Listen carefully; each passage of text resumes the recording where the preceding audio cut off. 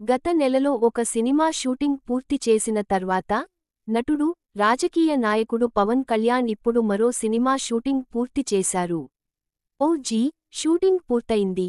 పవన్ కళ్యాణ్ తన భాగాలను పూర్తి చేశాడు. ఈరోజు సోషల్ మీడియాలో ఈ అప్డేట్ను టీం ప్రకటించింది. గంభీర సినిమాకి ముగింపు. ఈ సెప్టెంబర్ 25, 2025న బిగ్ స్క్రీన్లపై మీకు హై మరియు హిస్టీరియాను అందించడానికి #ఫైర్ స్టార్మ్ ఇస్ కమింగ్.